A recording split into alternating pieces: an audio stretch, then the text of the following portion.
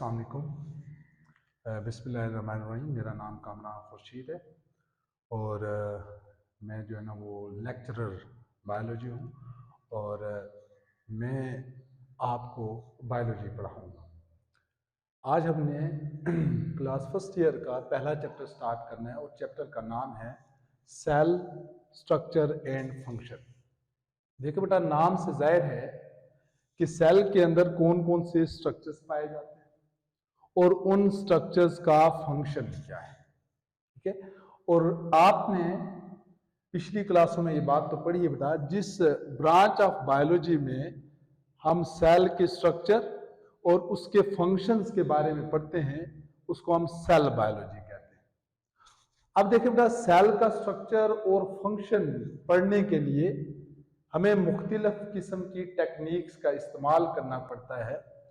तो वो कौन कौन सी टेक्निक्स हैं जिनको हम इस्तेमाल करते हैं बेटा सेल का स्ट्रक्चर स्टडी करने के लिए और फंक्शन स्टडी करने के लिए, तो वही हमने सबसे पहले पढ़ी। देखो बेटा, सबसे पहले हमें ये देखना है कि हमें टेक्निक्स इस्तेमाल करने की क्यों जरूरत पड़ी। ठीक है बेटा, देखें, ऑब्जर्वेशन या मेजरमेंट्स ये साइंस में काम करने के लिए, साइंस में रिसर्च करने के लिए बहुत जरूरी है। आपने ये बात तो पढ़ी है बेटा, ऑब्जर्वेशन क्या होती है बेटा? आप कहते हैं प्रोसेस ऑफ नोटिंग और जजिंग समथिंग। नोटिंग और judging something is called as observation. फिर देखें बेटा, मेजरमेंट्स, पैमाइश को कहते हैं। सेल का साइज क्या है, ऑर्गेनेली का क्या साइज है। तो देखिए बेटा, ये साइंस में बहुत जरूरी है। They are backbone of scientific investigation, यानी ये साइंस में, साइंस की रिसर्च में रीढ़ की हड्डी की हैसियत रखते हैं। अब देखिए बेटा, इंसान अपनी सेंसेस का इस्तेमाल करके जो ऑब्जर्वेशन करता है उनमें बहुत खामियां रह जाती हैं। ठीक है, observation made by the unaided senses.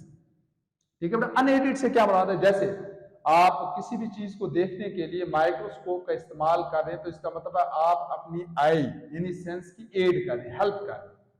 तो यहां इससे मुराद यह कि बगैर किसी इंस्ट्रूमेंट के इस्तेमाल के इंसान जो अपनी सेंसेस से ऑब्जर्वेशन बनाता है वो लिमिटेड है, उसमें लिमिटेशन है, उसमें खामियां रह जाती हैं।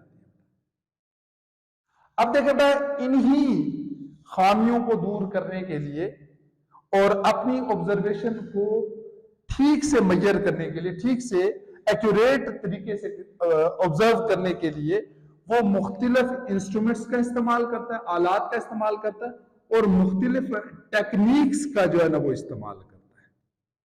तो इसलिए हम कहते हैं बेटा कि सेल बायोलॉजी में टेक्निक्स बहुत जरूरी है सेल का स्ट्रक्चर और उन स्ट्रक्चर्स का फंक्शन पढ़ने। अच्छा, एक मशहूर इंस्ट्रूमेंट है जिसका नाम है माइक्रोस्कोप। देखिए बेटा, ये जो माइक्रोस्कोप है ये दो वर्ड से निकला है। एक का मतलब बेटा माइक्रो होता है स्मॉल,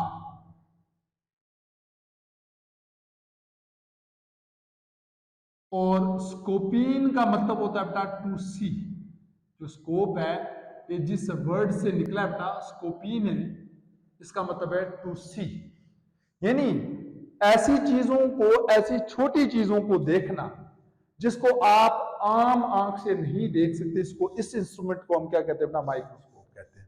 तो इसलिए इंस्ट्रूमेंट का मतलब होता है बेटा आला, कि ये वो आला है जिसको, जिसकी मदद से आप उन चीजों को देखते हैं जिनको आप आम आंख से नहीं देख सकते।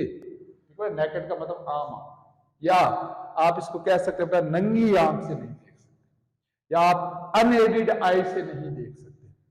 तो instrument that is used to see those objects that can not be seen with naked eye, उसको आप क्या कहते हैं? माइक्रोस्कोप कहते हैं। फिर माइक्रोस्कोप के इस्तेमाल को आप माइक्रोस्कोपी कहते हैं। Use of microscope is called as microscopy. दो बहुत ही इंपॉर्टेंट टर्म्स जो रिलेटेड है माइक्रोस्कोप से, एक बेटा रिजोल्यूशन और दूसरी हमारे पास आती है बेटा मैग्निफिकेशन। अब रिजोल्यूशन किसे कहते हैं या रिजोल्यूशन किसे कहते हैं? जैसे देखिए बेटा, मैं यहां पे दो डॉट्स लगा देता हूं। अब ये जो दो डॉट्स है, जब आप आम आंख के जरिए देख रहे होते हैं तो ये आपको सेपरेट नजर आ रहे हैं। अगर यही चीज मैं इलेक्ट्रॉन माइक्रोस्कोप के अंदर रख के देखूं तो शायद आपको इसके अंदर बहुत ज्यादा डॉट्स नजर आएंगे, इस तरह का आपको नजर आएगा। तो रिजोल्यूशन का मतलब ये होता है कि आपने दो ऑब्जेक्ट्स को कितने डिस्टेंस के ऊपर रखा है कि जो इंस्ट्रूमेंट है उसको सेपरेट करके दिखाए, उन दोनों को अलग अलग ऑब्जेक्ट्स नजर जो है ना वो आए। जैसे इंसान की जो आंख है, अगर दो ऑब्जेक्ट के दरमियान का डिस्टेंस 1 mm हो या 1 mm से ज्यादा हो तो वो उनको अलग दिखाएगी। अगर 1 mm से कम हो तो फिर ये उनको अलग करके नहीं दिखाएगी बल्कि दोनों को एक ही दिखाएगी। तो इसीलिए देखिए बेटा, इंस्ट्रूमेंट क्या हुआ? Ability of an instrument to distinguish two very close points apart. ठीक है, कि इंस्ट्रूमेंट या आला जो दो करीब रखे गए पॉइंट्स या दो करीब रखे गए ऑब्जेक्ट्स को अलग करके दिखाए, उसको आप क्या कहेंगे बेटा? रिजोल्यूशन। ठीक है, जैसे इसकी एग्जांपल हमारे पास क्या है कि human naked eye can distinguish between two points which are at least 1 mm apart. कि इंसान की जो आंख है, आम आंख है, कि वो दो ऑब्जेक्ट्स को उसी वक्त अलग करके दिखाएगी जब ये दोनों ऑब्जेक्ट्स के दरमियान का डिस्टेंस 1 mm होगा या 1 mm से ग्रेटर होगा। तो ये हमारे पास क्या आ गई? ह्यूमन आई की रेजोल्यूशन आ गई। फिर देखिए बेटा, याद रखेंगे कि resolution can be increased by add of lenses, कि आप लेंस का इस्तेमाल कर, ये एक्चुअली लेंस ही होता है जो दो ऑब्जेक्ट्स को सेपरेट करके दिखाता है। तो देखिए बेटा, resolution can be increased by add of lenses, के लेंसेज इस्तेमाल करके हम रेजोल्यूशन को बेहतर बना सकते हैं। अब हम आते हैं बेटा रेजोल्यूशन ऑफ माइक्रोस्कोप के ऊपर। देखिए, जैसे आपके पास कंपाउंड माइक्रोस्कोप है। अब कंपाउंड माइक्रोस्कोप क्या होती है बेटा? कि जिसमें एक से ज्यादा लेंसेज लगे हों, उसको आप क्या कहते हैं बेटा? कंपाउंड माइक्रोस्कोप कहते हैं। तो ये 2 माइक्रोमीटर है। अब 2 माइक्रोमीटर से क्या मुराद है कि 2 × 10⁻⁻⁶ मीटर के बराबर होता है। मतलब जब दो ऑब्जेक्ट्स के दरमियान जो डिस्टेंस है वो इतना होगा तो या इससे ग्रेटर होगा तो फिर ही ये उन दो ऑब्जेक्ट्स को अलग करके दिखाएगी। ठीक है बेटा? और देखिए बेटा, ये ह्यूमन आई से 500 गुना बड़ी, 500 x का मतलब होता है बेटा टाइम्स। ठीक है बेटा? अब दूसरी बात आपने याद रखनी है कि जो कंपाउंड माइक्रोस्कोप है इसकी मैग्निफिकेशन डिफरेंट हो सकती है, लेकिन याद रखें चाहे किसी कंपाउंड माइक्रोस्कोप की मैग्निफिकेशन 500x है या हम कहते हैं 1000x है, 2000, जितनी भी है, लेकिन उस सब कंपाउंड माइक्रोस्कोप की जो रिजोल्यूशन है वो सेम है। ठीक है, तो कंपाउंड माइक्रोस्कोप में have different magnification but resolution remains same, यानी 500x देन दैट ऑफ आई। फिर हम बात करेंगे इलेक्ट्रॉन माइक्रोस्कोप की रेजोल्यूशन की। जैसे हमारे पास इलेक्ट्रॉन माइक्रोस्कोप की जो रेजोल्यूशन है वो 2 to 4 एंगस्ट्रॉम है, यानी ये इक्वल हो जाती है 2 to 4 × 10⁻⁻10 मीटर। तो ये इतनी आ जाती है। तो ये 500 गुना बड़ी है किससे? कंपाउंड माइक्रोस्कोप से। तो ऑटोमेटिकली 2,50,000 गुना है बड़ी है किससे बेटा? ह्यूमन आई से, नेकेड आई से। तो दूसरी वेरी इंपॉर्टेंट टर्म जो ये माइक्रोस्कोप से रिलेटेड है वो मैग्निफिकेशन। मैग्नीफाई का मतलब है किसी चीज को बड़ा करके दिखाना। जैसे वो जो आम किस्मत का हाल देखने वाले होते हैं उनके पास एक मैग्नीफाइंग ग्लास है, तो बड़ा करके दिखाना। देखो बेटा, ability of instrument to enlarge physical appearance of image or object, यानी किसी भी इमेज या ऑब्जेक्ट को बड़ा करके दिखाना, इसको आप क्या कहते हैं बेटा? मैग्निफिकेशन कहते हैं। अब आप मैग्निफिकेशन की कैलकुलेशन कैसे कर सकते हैं? देखिए बेटा, usually calculation of magnification of compound microscope, of compound microscope.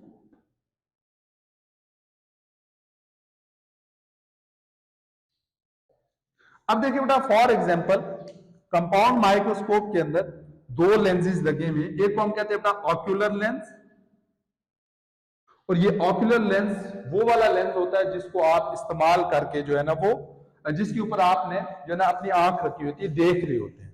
ये जैसे ये हमारे पास ट्यूब है ऐसे,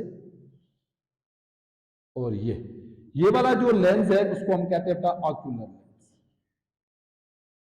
या इसको इसका दूसरा नाम है आई पीस, और इसको हम कहते हैं बेटा ऑब्जेक्टिव लेंस, या इसका दूसरा नाम है नोज पीस। तो इन दोनों की मैग्निफिकेशन डिफरेंट होती है, इन दोनों के अंदर डिफरेंट लेंस लगे होते हैं। जैसे ऑक्यूलर लेंस की यूजुअली यहां पे जो मैग्निफिकेशन है ये कम होती है बनिस्बत किसके? ऑब्जेक्टिव लेंस की। और ऑब्जेक्टिव लेंस किसके ऊपर रखा होता है? ऑब्जेक्ट के ऊपर रखा होता है। जैसे इसकी 5x है, 10x है, इसकी 20x हो सकती है, 50x होती है, 100x, ये डिफरेंट हो सकती है। यहां पे समझाने के लिए मैंने ये लिखी। अब आप जो है ना वो मैग्नीफाइंग पावर को कैलकुलेट कैसे करेंगे? देखिए, आप मल्टीप्लाई करेंगे और ऑक्यूलर लेंस की मैग्नीफाइंग पावर को और ऑब्जेक्टिव लेंस की मैग्नीफाइंग पावर को। जैसे यहां पे मेरे पास ऑक्यूलर लेंस की जो मैग्नीफाइंग पावर है, मैं कहता हूं फॉर एग्जांपल 10x, और इसको मैं मल्टीप्लाई करूंगा, फॉर एग्जांपल हमारे पास है ऑब्जेक्टिव लेंस की जो मैग्नीफाइंग पावर है वो हमारे पास 100x। तो यहां पे जो कंपाउंड माइक्रोस्कोप की मैग्निफिकेशन है या मैग्नीफाइंग पावर है वो कितनी आएगी?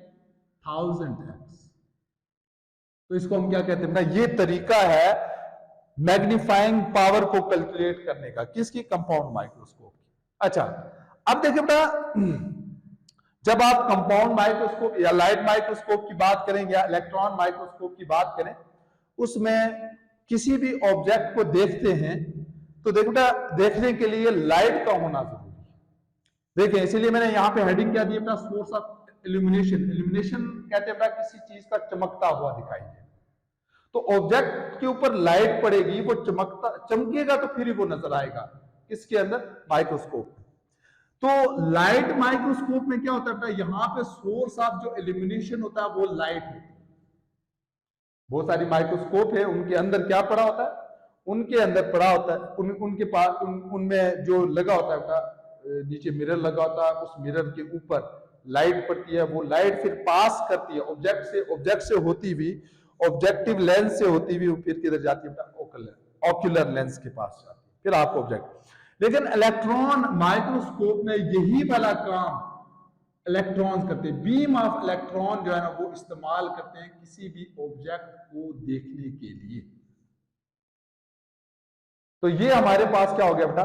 ये आज का टॉपिक हो गया, और टॉपिक का नाम था टेक्निक्स इन सेल बायोलॉजी। तो आपने जो है ना वो इसको देखना, कोई भी क्वेश्चन हो तो आपने कमेंट सेक्शन में पूछ लेना। तो नेक्स्ट लेक्चर में इंशाल्लाह हम पढ़ेंगे कि सेल फ्रैक्शनेशन क्या होती है। अपना ख्याल रखिएगा। अल्लाह हाफिज।